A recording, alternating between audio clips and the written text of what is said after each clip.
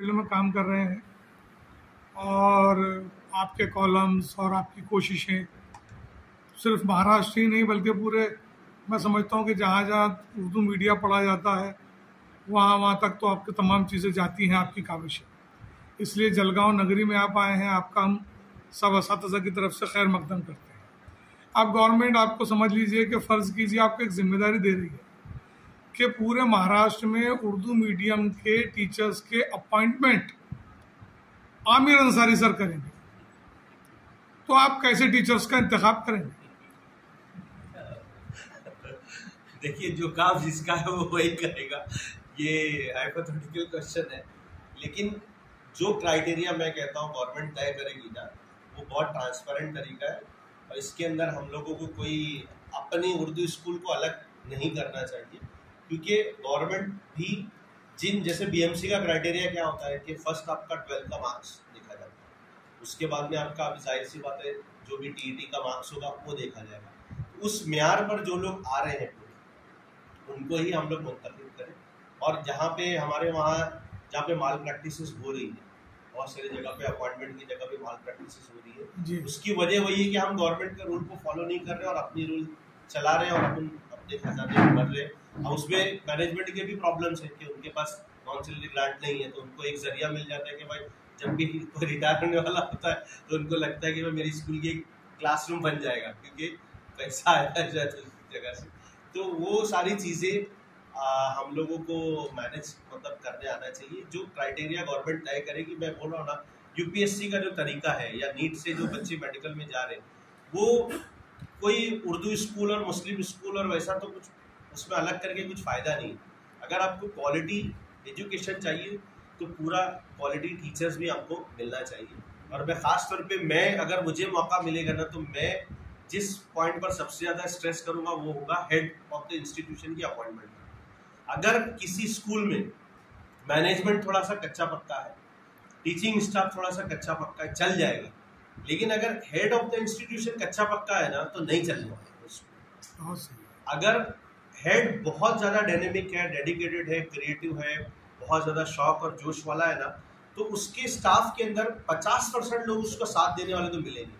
हो सकता है कि 50 उसका साथ ना देंगे, 25%। और वैसे ट्रस्टीज जो होते हैं ना, देखो ट्रस्टीज में भी 4-6 ट्रस्टीज होते हैं जिसमें से 1-2 लोगों की चलती है, लेकिन अगर टीचर काम करना चाहे, प्रिंसिपल काम करवाना चाहे, तो मैनेजमेंट कोई इतना ज़्यादा अमल दखल नहीं करता है, क्योंकि भाई तालीम के लिए तो उन्होंने भी इदारा कायम किया। अगर बच्चे अच्छा पढ़ रहे हैं, क्वालिटी एजुकेशन आ रही है, तो उनको क्यों तकलीफ होगी। तो हम लोगों को थोड़ा सा काम हमारे हेडमास्टर्स पर या प्रिंसिपल्स पर करना चाहिए, ख़ास तौर पे उनकी प्लानिंग, उनका विजन, उनके ऑब्जेक्टिव्स। आप हमारी उर्दू स्कूल में आप हेडमास्टर से मिलिए और उनको पूछिए कि आइंदा 5 साल में आप अपनी स्कूल को कहाँ देखना चाहते हैं। तो मुझे नहीं लगता कि किसी के पास कुछ प्लान होगा कि मेरी स्कूल अभी यहाँ पर है और मैं इसको 5 साल के बाद में यहाँ देखना चाहता हूँ। ज़्यादातर हमारे वहाँ भी सीनियरिटी के हिसाब से आगे बढ़ा जाता है और सारे लोग अपना ईयर जैसा काउंट करते हैं, ये भी ईयर काउंट करते हैं, 2 साल है, 1 साल है, अभी 26 साल में कुछ नहीं हो पाया तो 2 साल में क्या होगा। थोड़ा सा वो नेगेटिव थिंकिंग निकाल कर हमारे पास 2 साल है, तो 2 साल में हम इतने अच्छे काम करके जाए कि कम से कम आइंदा आने वाला जो बंदा होगा वो इस इमारत को अच्छे से बना सकता है। और हो रहा उल्टा है कि 2 साल बाकी के नाम पर हम लोग कुछ नहीं कर रहे और ऐसा समझिए कि हम और छोटे छोटे खड्डे करते जा रहे हैं, सुराख करते जा रहे हैं। क्या आइंदा आएगा तो वो पहले 4 साल ये सुराख को बंद करने का पहले लगाएगा, बजाय इसके कि वो आएगा कुछ सोचेगा नया। तो हमारे जो हेड ऑफ द इंस्टीट्यूशन है ना, उनको बहुत ज़्यादा विजनरी होना चाहिए। और अभी ग्लोबलाइजेशन के नतीजे में मैं बोल रहा हूँ, मैं देखिए IIT की कई इंस्टीट्यूशन देख कर आया, IIM देख कर आया, IIM लखनऊ जाकर आया, एक्सेलर जमशेदपुर देख कर आया। आप जब 10 स्कूलें जाएंगे, अच्छी स्कूल्स में सैर करेंगे, हम कई मराठी स्कूल जो अच्छी है हमारे बॉम्बे की, वहाँ हम लोगों ने विजिट किया। जो अच्छी ICSE स्कूल है, कैम्ब्रिज की स्कूल्स है, बॉम्बे कैम्ब्रिज हमारे बहुत अच्छा स्कूल है, वहाँ हम लोग विजिट किए। तो वहाँ से आप देखिए हमारा प्री प्राइमरी का जो सेक्शन है ना और प्राइमरी का सेक्शन है, सबसे ज़्यादा कमजोरी वहाँ है उर्दू स्कूल में। जहाँ आप ऑब्जर्व करेंगे ना, प्री प्राइमरी लेवल पर और प्राइमरी लेवल पर आपको यहाँ पर फर्स्ट स्टैंडर्ड का जो बच्चा है इंग्लिश मीडियम का या मराठी मीडियम का, वो वोकेबलरी के वर्ड्स काउंटिंग होती है कि फर्स्ट क्लास में अगर आप है तो इतने 1000 वर्ड्स या इतने सैकड़ों वर्ड्स आपको आना ही चाहिए उस लैंग्वेज के। लेकिन हमारे वहाँ ऐसा कुछ उर्दू का इतने अल्फाज के ज़ख़ीरे, पहली जमात के बच्चा जब सेकंड में जाएगा तो ऐसा कुछ क्राइटेरिया हमारे पास शायद नहीं। तो प्री प्राइमरी के सेक्शन को, प्राइमरी सेक्शन को हम लोग थोड़ा विजिट करें अच्छी इंस्टीट्यूशंस में जाके, वहाँ की अच्छी प्रैक्टिसेस हम लोग अपनी स्कूल में ला सकते हैं। और अपनी स्कूल के अंदर जो कमज़ोरी जिसको माना जाता है वो अंग्रेज़ी को माना जाता है। अंग्रेज़ी थोड़ा सा हमारे बच्चों की वीक होती है, सेल्फ कॉन्फिडेंस उसकी वजह से वीक होता है। तो ये जो चीज़ें जो हमारे इस कमज़ोरी को दूर करने वाली है वो एक्टिविटी बेस्ड लर्निंग है, बच्चों को एक्सपोजर देना है, बच्चों को थोड़ा सा मौके देना है। ये सारी चीज़ें अगर हम लोग अपनी स्कूल में अप्लाई करें तो बहुत अच्छे से काम हो सकता है। अभी रिसेंटली जो है वो हमारी जो स्कूल है उसके बच्चों को हम लोगों ने IIT महोई लेके गए, पूरा IIT एक एक डिपार्टमेंट घुमाया।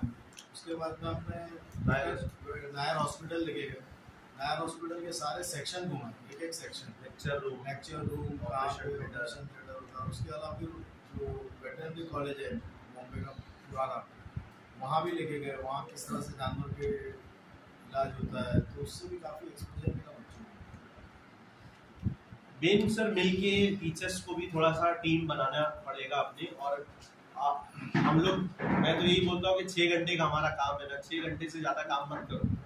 6 घंटे में इतना एफिशिएंट काम करो कि बाद में काम करने की जरूरत ही नहीं पड़ेगी। और ऑलरेडी अपना सिस्टम ऐसा बना हुआ है। स्कूल जाते रहता हूँ तो अभी ये प्रिंसिपल बनने से पहले भी जो स्टाफ वही थे और प्रिंसिपल बनने के बाद में भी स्टाफ वही है, लेकिन बहुत ज़बरदस्त बदलाव है स्टाफ में, क्योंकि ये क्रिएटिव माइंड इनका है, नई नई चीज़ें लाना, उसको इम्प्लीमेंट करना। उससे जो टीचर्स हैं ना वो भी इंटरेस्ट ले रहे हैं, बहुत ज़्यादा इंटरेस्ट ले रहे हैं। हम लोगों को सर मिल के काम करना पड़ेगा। अभी तो एक चीज़ और जो मैं बोल रहा हूँ ना, हेड ऑफ द इंस्टीट्यूशन को काम डेलीगेट करने नहीं आता। हमारे वहाँ जो प्रिंसिपल बन जाते हैं उनको ऐसा लगता है कि मेरे आगे कुछ होना नहीं चाहिए और मेरी इजाज़त के वक्त भी कुछ होना नहीं चाहिए। तो ये भी कंसेप्ट आज की तारीख में ख़त्म हो गया है। अभी कोलैबोरेशन का दौर है कि आप जिस फील्ड में माहिर है ना, तो आप उस फील्ड में आप प्रिंसिपल है, मैं प्रिंसिपल नहीं हूँ उस फील्ड में, क्योंकि आप उसके माहिर है ना। तो मैं अपने स्टाफ मीटिंग में भी अभी कंसेप्ट ही लाया कि भाई एक मीटिंग का प्रिंसिपल ये रहेगा, सेकंड वाला बंदा मेरा। दूसरी मीटिंग जब होगी, अगर वो पेरेंट्स के लिए है या एनुअल डे पर डिस्कशन करना है, तो मेरा को करिकुलर वाला ही देखेगा ना, उसमें मैं क्या करने वाला हूँ। तो वो प्रिंसिपल रहेगा, मतलब उस मीटिंग के लिए सारा मैनेज वो करेगा, वो ऐसा लीडर पूरा करेगा। हाँ, मैं देख रहा हूँ, ऑब्जर्व कर रहा हूँ, जहाँ वो गलती करेगा तो मुझे बोलना है कि वो कुछ अपना गलत ट्रैक पर तो नहीं जा रहा है। तो अपनी जिम्मेदारी जो है ना, जो बॉस वाली जो जिम्मेदारी है, जो कंसेप्ट है, उसको थोड़ा उतार के नीचे रखना पड़ेगा। और अपने जो सबऑर्डिनेट्स है, एक नई टीम बनानी पड़ेगी, टीम ऑफ लीडर्स बनानी पड़ेगी, और उनको भी थोड़े आज़ादी और इख्तियार देना पड़ेगा। हम लोग ये भी मैंने कई स्कूल्स में देखा है कि जिम्मेदारी तो देते हैं, रिस्पॉन्सिबिलिटी देते हैं, लेकिन आज़ादी नहीं देते। रिस्पॉन्सिबिलिटी के साथ में आपको थोड़े इख्तियारात भी देने पड़ेंगे ना, थोड़ी आज़ादी भी देनी पड़ेगी, तभी तो वो बंदा काम करेगा ना खुल के। वरना हर काम से पहले फिर से आके मेरे पास बैठेगा, सर अभी मैं क्या करना हूँ। भाई मेरे पास क्यों है? अब जब आप बोले आप रिस्पॉन्सिबल है इसके लिए, तो you have to take decision. फिर मैं देख लूंगा अगर कुछ गलत भी करते हो सकता है कि कुछ गलती। अब हमारे वहाँ क्या होता है कि भाई एकदम डिसिप्लिन वाला स्कूल चाहिए, शोर शराबा नहीं चाहिए, कोई भी ऐसे खुराफात नहीं होना चाहिए। वो ज़माना अभी गया कि क्लासरूम में बैठकर एकदम साहब जी आए, जनाब जी आए तो पूरा साइलेंट माहौल हो जाएगा। वो सिस्टम जिस स्कूल में ऐसा समझने वहाँ कुछ नहीं हो रहा है। एक्टिविटी बेस्ड लर्निंग है, एक्सेलरेटेड लर्निंग प्रोग्राम है, लेवल बेस्ड लर्निंग है, ग्रुप बेस्ड लर्निंग है। ये कैसे होगी खामोशी के साथ में, मुझे बताइए।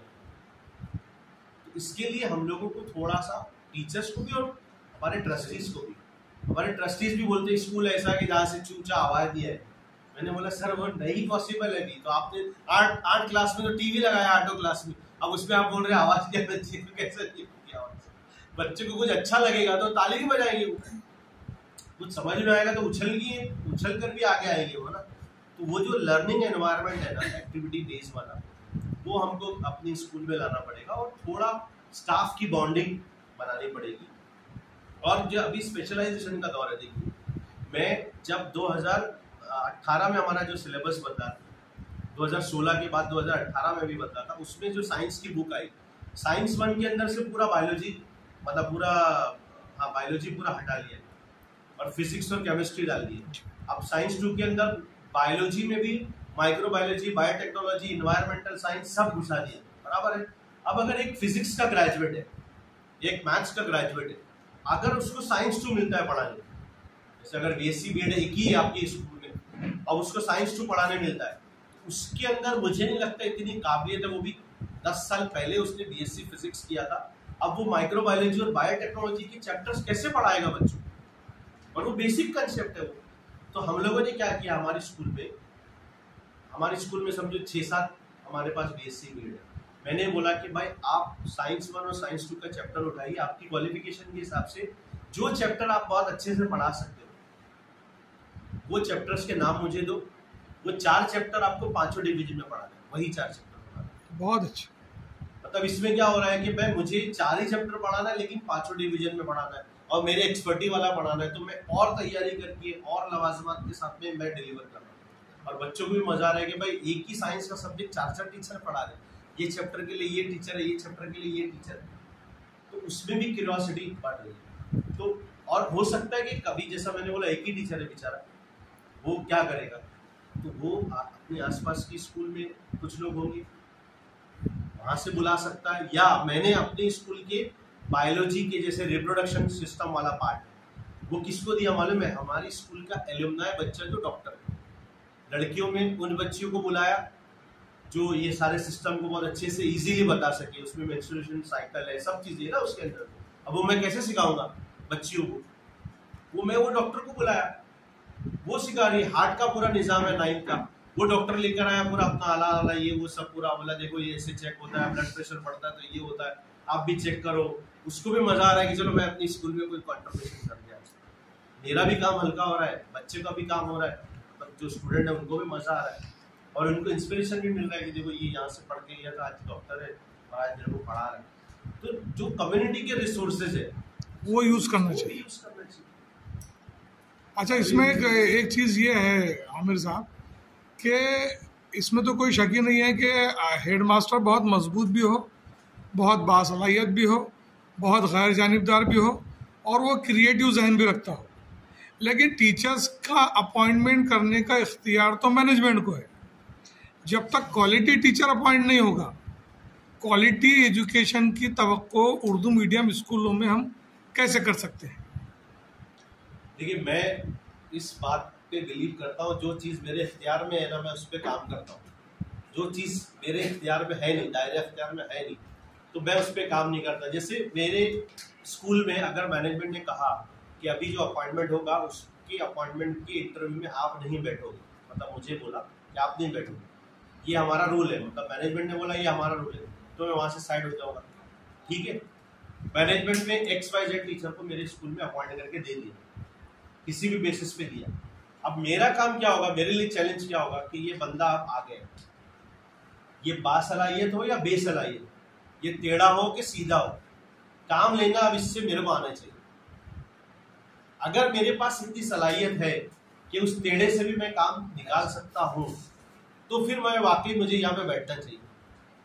तो मैं वही बोल रहा हूँ कि बहुत सारे मामला ऐसे होते हैं जिसमें हम लोग चाहें, जैसे अभी मैं जिस स्कूल में हूँ या ऐसे बहुत सारे स्कूल्स में जहाँ पर पूरा 100% स्टाफ में सब फरिश्ते सिफत लोग नहीं मिलेंगे, सब जगह हर जगह कुछ ना कुछ कमियां जाती होती है और इंटेलेक्चुअल लेवल भी सबका अलग होता है, सबका बैकग्राउंड अलग होता है। कि हमारी स्कूल जो है वो मुंबई शहर में, लेकिन हमारे जो स्टाफ में से आधा स्टाफ है जेंट्स का, वो बेचारे गाँव देहात से पढ़े, उनका पूरा बैकग्राउंड वहाँ का है, वो पूरा घर बार छोड़ के उन्होंने समझिए कुर्बानी देकर यहाँ आए। अब मेरी हर बात मानेंगे ऐसा जरूरी नहीं है, उनको मानने में थोड़ा टाइम लगेगा। जहाँ जहाँ प्रॉब्लम्स आएंगी तो थोड़ा मुझे टाइम देना पड़ेगा, और टाइम निकलने के साथ साथ अगर पॉजिटिव एनवायरनमेंट है ना स्कूल के अंदर, मतलब 60% लोग काम कर रहे हैं, तो वो जो 40% का रेशो है ना आहिस्ता आहिस्ता कम होगा। मैंने एक चीज और सर ऑब्जर्व किया हमारे में कि जो अच्छा स्टाफ है ना हमारा स्कूल में, वो सोचता बहुत अच्छा है कि होना ये चाहिए, लेकिन करने को तैयार नहीं था। वो ये सोचता है कि मैं करना स्टार्ट करूंगा ना तो लोग काम और बढ़ जाएगा, हाँ मेरा काम और बढ़ जाएगा और मेरे पीछे लोग और बढ़ जाएंगे। तो ये चीजों को अभी अपने को दूर करना पड़ेगा। मैं आपको बोल रहा हूँ, जो मिशनरी स्कूल्स में पढ़ाने वाले टीचर्स हैं ना सर, वो लोग तो शादी नहीं करते, बच्चों की पढ़ाई उनका पूरा मिशन बन गया है। उन्होंने घर बार छोड़ दिया है कि भाई ये बच्चे, वो मुस्लिम का बच्चा हो, गैर मुस्लिम का बच्चा हो, क्रिश्चियन का बच्चा हो, कुछ किसी का भी बच्चा हो, उन्होंने वन मैन मतलब अपना एक वन मिशन रखा है कि I have to teach my childrens. और माई चिल्ड्रन मतलब स्कूल में आने वाला हर बच्चा उनका बच्चा है। तो वो तो सब कुछ डिवोट करके पढ़ा रहे हैं अपने। यानी मैंने देखा है कई स्कूल के टीचर्स जो क्रिश्चियन मिशनरीज के टीचर्स है, वो शाम के वक्त भी मैसेज करते हैं व्हाट्सएप ग्रुप पे कि आपके बच्चे का स्टेटस देखो, क्या फालतू स्टेटस रखा है, आप पेरेंट होके समझते नहीं हो आपके बच्चे का स्टेटस ऐसा होना चाहिए, उसने स्टेटस ऐसा रखा है। अब आप बोलो इतना डेडिकेशन उनका क्यों है, क्या जरूरत है उनको ये सब देखने की, क्या उसकी स्कूल का बच्चे का स्टेटस क्या है। इसमें हमारे टीचर जो थोड़ा डेडिकेटेड है ना, उनको ये सोच समझ कर काम करना चाहिए कि अल्लाह ताला ने उनका इंतखाब किया इस काम के लिए। खामखा दुनिया के चक्कर में नहीं पड़ेंगे भाई वो क्या बोलेगा, और मेरे देखो जो काम करने वाला है ना उसी को मौका भी मिलेगा, वही आगे बढ़ेगा। तो ये नहीं सोचे कि भाई मेरे 4 काम और बढ़ जाएंगे। जितने लोग ये सोचते ना मेरे 4 काम और बढ़ जाएंगे, मैं बोलता हूँ वो 4 सलाहियतें उनके अंदर ऐड हो जाएंगी जो 10 लोग नहीं कर सकते। मैंने अपनी स्कूल में चैट जीपीटी के ऊपर लेक्चर रखा था, तो पूछा मैंने कि भाई कितने लोगों का लॉगिन आईडी है चैट जीपीटी पे, तो 2 से 3 लोगों का आईडी था। और वो कौन से टीचर थे, कौन से होंगे बताइए आप, जो सबसे ज्यादा एक्टिव थे, जो मेरे हर काम में एक्टिव रहते। तो चैट जीपीटी अगर उनका अकाउंट खुला हुआ है तो सबसे ज्यादा हेल्प कौन ले रहा है अभी चैट जीपीटी से, एआई से, यही टीचर ले रहे हैं। तो उनका काम आसान हो रहा है कि बढ़ रहा है, आसान हो रहा है। तो जो टेक्नोलॉजी में काम में आगे बढ़ेगा ना, तो एक जिम्मेदारी की बजाय 4 जिम्मेदारी लेगा अगर उसके बस में है तो वो और उसकी सलाहियतें निखरेंगी, बढ़ेंगी, और आहिस्ता आहिस्ता नेगेटिविटी कम होगी।